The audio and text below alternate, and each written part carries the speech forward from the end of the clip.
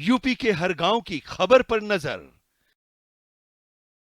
कहीं सूखे पड़े तालाब तो कहीं सूखी पड़ी नहरें, बंद पड़े सचिवालय, गरीब रहते झोपड़ी में, नाली नाला भरे पड़े, खराब पड़े नल। देखिए यूटीवी न्यूज पर गांव की पड़ताल, जनता की आवाज। में स्वागत है। आज आप सभी को यहाँ देश में जो क्रिमिनल जस्टिस सिस्टम के 3 नए कानून आज से अमल में आ रहे हैं, इसके लिए आप सभी को निमंत्रित किया है। देश की जनता को सबसे पहले मैं बहुत बहुत बधाई देना चाहता हूं कि लगभग आजादी के 77 साल बाद आपराधिक न्याय प्रणाली, हमारी क्रिमिनल जस्टिस सिस्टम पूर्णतया स्वदेशी हो रही है और भारतीय इथोस के आधार पर ये चलेगी। 75 साल के बाद इस कानूनों पर विचार हुआ और ये कानून जब आज से हर थाने में अपना काम करना चालू करेंगे, तब अंग्रेजों के बनाए हुए कानून निरस्त होकर भारत की संसद ने बनाए हुए कानून आए। दंड की जगह न्याय लेगा, देरी की जगह स्पीडी ट्रायल और स्पीडी जस्टिस मिलेगा। और पहले सिर्फ पुलिस के अधिकारों की रक्षा की गई थी, अब पीड़ितों के अधिकारों की रक्षा और जो कंप्लेनेंट है इसके भी अधिकारों की रक्षा करने का काम होगा। तो एक नए नजरिए के साथ ये तीनों कानून आज सुबह से ही, मतलब कल मध्य रात्रि से काम करना शुरू किए हैं। अब इंडियन पिनल कोड, जिसको आईपीसी कहते थे, 1860 से जो कानून था, इसकी जगह बीएनएस भारतीय न्याय संहिता आएगी। क्रिमिनल प्रोसीजर कोड, जिसको सीआरपीसी कहते थे, जो 1898 से अमल में था, इसकी जगह भारतीय नागरिक सुरक्षा संहिता बीएनएस आएंगे। और इंडियन एविडेंस एक्ट 1872 से जो इस देश की क्रिमिनल जस्टिस सिस्टम को गवर्न करता था, इसकी जगह भारतीय साक्ष्य अधिनियम बीएसए लागू होगा। तो बीएनएस, बीएनएसएस और बीएसए के लागू होने से पूरी न्याय प्रणाली का आपराधिक कानूनों की पूर्णतया इसके अंदर हम कह सकते अब भारतीय आत्मा है।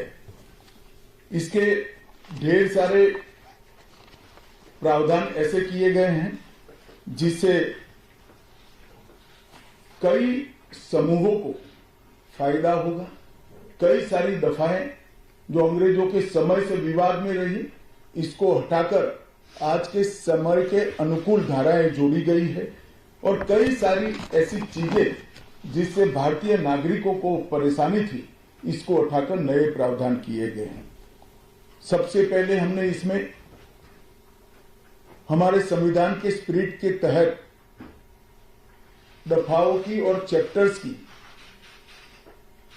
प्रायोरिटी तय की है। सबसे पहली प्रायोरिटी महिलाओं और बच्चों के अपराध को दी गई है और मैं मानता हूं कि ये करने की बहुत समय से पहले जरूरत थी। एक पूरा अध्याय इसमें जोड़ा गया है जिसमें 35 धाराएं हैं और 13 प्रावधान हैं, जिसमें गैंग रेप के लिए अब 20 साल की सजा या तो कारावास, आजीवन कारावास, नाबालिग के साथ बलात्कार में मौत की सजा, झूठा वादा पहचान छिपाकर शोषण करने वालों के लिए भी अलग से अपराध बनाया गया है। पहले सुप्रीम कोर्ट के जजमेंट से चलता था।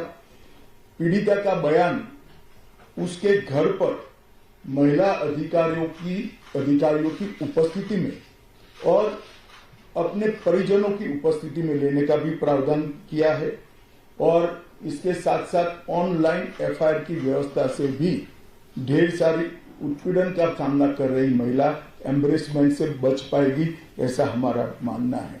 सालों से देश भर में मॉब लिंचिंग के अपराध के लिए कानून में कोई प्रावधान नहीं था। प्रावधान करने की मांग होती थी। पहली बार मॉब लिंचिंग को परिभाषित किया गया है। नस्ल, जाति, समुदाय, लिंग, जन्म स्थान, भाषा और अन्य कारणों से जो मॉब लिंचिंग होता है, इसमें 7 वर्ष के कारावास से लेकर मृत्यु की सजा आजीवन कारावास तक इसके अंदर जोड़ा गया है। तो एक बहुत बड़े समय से जो मांग थी वो पूरी होने जा रही है। राजद्रोह एक ऐसा कानून था जो अंग्रेजों ने अपने शासन की रक्षा के लिए बनाया। चाहे महात्मा गांधी हो, चाहे तिलक महाराज हो, चाहे सरदार पटेल हो, सभी लोग यही कानून के तहत 6-6 साल की सजा काटे थे। इसी कानून के तहत केसरी पर प्रतिबंध लगाया गया था। वो अपने राज्य की सुरक्षा के लिए अंग्रेजों ने बनाया हुआ कानून था। राजद्रोह को हमने जड़ से समाप्त कर दिया है और देश विरोधी हरकतों के लिए नई धारा लेकर आए हैं। पहले सरकार के खिलाफ स्टेटमेंट देना गुनाह था, अब भारत की एकता और अखंडता को क्षतिग्रस्त करने के लिए ये कानून अमल में आएगा। तो आजादी के इतने सालों के बाद ये कानून में बदलाव हुआ है, जो एक बहुत बड़ा परिचायक है हमारे संविधान के स्पिरिट का। मैं आप सभी के सामने बड़े विश्वास के साथ कहता हूं कि ये तीनों कानूनों के पूर्ण स्पिरिट के साथ देश भर में लागू होने के बाद ये कानून सबसे आधुनिक न्याय प्रणाली का सर्जन करेंगे। टेक्नोलॉजी को हमने न केवल अपनाया है, आने वाले 50 सालों तक टेक्नोलॉजी में जो भी अनुसंधान होने की संभावनाएं हैं, इस सबको कानून के अंदर हमने व्याख्या के तौर पर समाहित किया है, जिससे आने वाले समय में भी जो अनुसंधान होंगे वो व्याख्यायित किए गए। ये विश्व की सबसे आधुनिक न्याय प्रणाली बनेगी, इसका मुझे विश्वास है। कंप्यूटराइजेशन की प्रक्रिया ऑलरेडी पूरी हो गई है। 99.9% थाने कंप्यूटराइज हो चुके हैं। ई रिकॉर्ड जनरेट करने की प्रक्रिया भी हमने 2019 से ही चालू कर दी थी। 0 एफआईआर, ई एफआईआर, चार्जशीट और जवाब ये सभी डिजिटल होगा। किसी को बड़े बड़े जेरोक्स निकालकर करने की जरूरत नहीं है। 1 लाख पेज की चार्जशीट भी एक छोटे से पेन ड्राइव से जजेस के सामने जाएगी और पक्षकर्ताओं को दिए जाएगी। 90 दिन के अंदर इस कानून में पीड़ित को, जिन्होंने न्याय की गुहार की है, उनको अपने केस का प्रोग्रेस ऑटोमेटिकली ऑनलाइन भेजा जाएगा। हमने इसके अंदर 7 साल और उससे ज्यादा सजा वाले सभी गुना में फॉरेंसिक की टीम की विजिट को कंपलसरी कर फॉरेंसिक एविडेंस को कानूनी जामा पहनाने का काम किया है। मैं मानता हूं कि इससे बहुत फायदा होगा। दोष सिद्धि का प्रमाण हम बहुत आगे तक ले जा पाएंगे। साक्ष्यों की रिकॉर्डिंग और जांच पड़ताल में रिकॉर्डिंग की अनुमति दी है। वीडियोग्राफी को सर्च और सीजर के वक्त पर अनिवार्य किया है, जिससे किसी को फंसाने की कोई साजिश न हो पाए। ई बयान बलात्कार की पीड़िता का या छेड़खानी की पीड़िता का ई बयान को भी कानूनी माना गया है और कोर्ट में ऑडियो वीडियो के माध्यम से पेशी करने का भी प्रावधान हमने किया है। ई पेशी में गवाह, आरोपी, विशेषज्ञ और पीड़ित सभी को कानूनी जामा पहनाने का काम किया है। इसमें जो फॉरेंसिक विजिट को अनिवार्य बनाया गया है, इसको हमने दूरदर्शिता पूर्वक काम कर नेशनल फॉरेंसिक साइंस लेबोरेटरी 2020 में बनाकर इसके लिए ट्रेन मैन पावर का सर्जन का काम ऑलरेडी कर चुके हैं। मुझे पूरा भरोसा है कि 3 साल के बाद इस देश में हर साल 40,000 से ज्यादा ट्रेन मैन पावर का फोर्स हमारी कानूनी क्रिमिनल जस्टिस सिस्टम की सेवा में उपलब्ध होगा। कमीशन का रेशियो इसके माध्यम से 90% तक ले जाने का हमने प्रावधान किया है और फॉरेंसिक इंफ्रास्ट्रक्चर को बढ़ाने के लिए अभी अभी हमारी कैबिनेट ने निर्णय किया है और 9 राज्यों में फॉरेंसिक साइंस यूनिवर्सिटी के कैंपस खोले जाएंगे और 6 सेंट्रल फॉरेंसिक लेबोरेटरीज को भी हमने करा है। ये कानून विक्टिम सेंट्रिक। पहले दिनों तक किसी को पुलिस ले जाती थी, परिवार वालों को कोर्ट में आना पड़ता था। अब हमने कंपलसरी किया है कि हर थाने में रजिस्टर होगा और ई रजिस्टर भी होगा कि कौन सा अपराधी पुलिस की कस्टडी में है, जिससे हेबियस के माध्यम से कोर्ट में नहीं जाना पड़ेगा। तलाशी और रेड दोनों स्थिति में वीडियोग्राफी की जाएगी, जिससे पुलिस के अधिकारों का दुरुपयोग न हो पाए। और हमने अपराधियों को बेल को भी लंबे समय तक लंबित केसों में कानूनन बना दिया है, जिसमें एक निश्चित समय मर्यादा अपराध के अंदर जो सजा है उसके अनुपात में हो जाने के बाद जेल सुपरिटेंडेंट की जिम्मेदारी होगी कि इसको बेल पर रिहा किया जाए। तो इसके लिए कोर्ट में किसी को जाने की जरूरत नहीं पड़ेगी। इसमें विक्टिम को अपनी बात रखने का मौका मिलेगा, इंफॉर्मेशन का अधिकार मिलेगा और नुकसान के लिए क्षतिपूर्ति का भी अधिकार पहली बार भारतीय कानूनों में हम करने जा रहे हैं। 0 FIR, विक्टिम की FIR की प्रति की निःशुल्क प्राप्ति और 90 दिन में जांच का रिपोर्ट देने से इससे बहुत बड़ा फायदा होगा। समय पर न्याय लगभग 35 न्याय प्रणाली की 35 धाराओं में हमने समय मर्यादा निश्चित की है और ये टेक्निक के आधार पर प्रोसीडिंग्स होने के कारण भी समय पर न्याय मिलेगा। 3 दिन में FIR दर्ज करनी है, 7 दिन के भीतर जांच रिपोर्ट पीड़िता के सार्वजनिक करनी है, 60 दिन के अंदर ही अपराध तय करने हैं और घोषित अपराधियों के खिलाफ 90 दिन के अंदर मुकदमा कायम करना है और आपराधिक मामलों में मुकदमे की सुनवाई के बाद ज्यादा से ज्यादा 45 दिन के अंदर जजमेंट की घोषणा करनी है। तो कई जगह पे हमने समय को कम कर बाध्य कर हमने जल्दी से न्याय मिल पाए इस दिशा में काम किया है। हमने 3 वर्ष से कम कारावास में 60 वर्ष से अधिक उम्र में के लोग जो है इसमें पुलिस अधिकारी की पूर्व अनुमति अरेस्ट के लिए अनिवार्य करी है।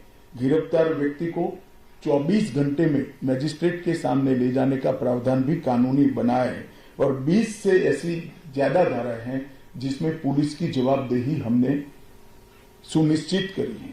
पहली बार पी का भी हमने प्रावधान इसके अंदर किया है। साक्ष्यों के संबंध में भी टेक्नोलॉजी को हमने बढ़ावा दिया है। इलेक्ट्रॉनिक साक्ष्यों के प्रति विश्वसनीयता बढ़े, इसके लिए कानूनी प्रावधान कड़े किए हैं। सर्वर लॉग, स्थान संबंधी साक्ष्य और वॉइस मेल, इस सब की व्याख्याएं की गई है। अब न्याय प्रक्रिया संविधान की 8वीं अनुसूची में आने वाली सभी भाषाओं में काम करती हो जाएगी। हमारी स्थानीय भाषाओं के लिए बहुत बड़ा फैसला है। हमारा पूरा सॉफ्टवेयर जो बनेगा वो 8वीं अनुसूची में आने वाली सभी भाषाओं में बनेगा। कानून बनने के बाद, संसद में पारित करने के बाद तैयारी के लिए ढेर सारा प्रयास भारत सरकार के गृह मंत्रालय और हर राज्य के गृह मंत्रालय और जस्टिस मंत्रालय ने किया है।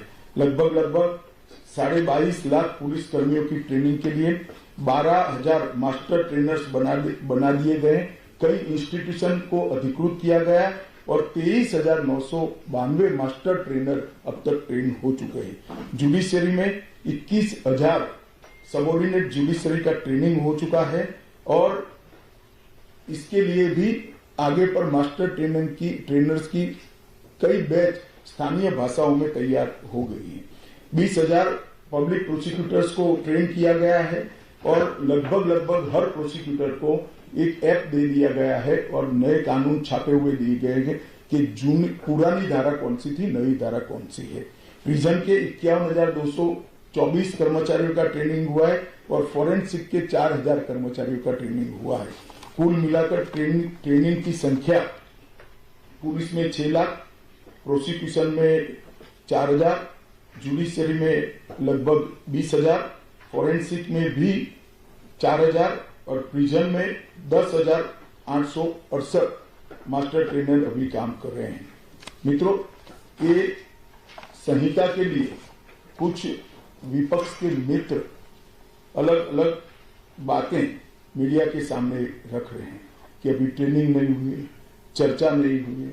मैं आप सभी को बताना चाहता हूं कि लोकसभा में कुल मिलाकर 9 घंटा और 29 मिनट चर्चा हुई है। 34 सदस्यों ने इसके अंदर पार्टिसिपेट किया है। यूपी के हर गांव की खबर पर नजर। कहीं सूखे पड़े तालाब तो कहीं सूखी पड़ी नहरें, बंद पड़े सचिवालय, गरीब रहते झोपड़ी में, नाली नाला भरे पड़े, खराब पड़े नल। देखिए यूटीवी न्यूज पर गांव की पड़ताल, जनता की आवाज।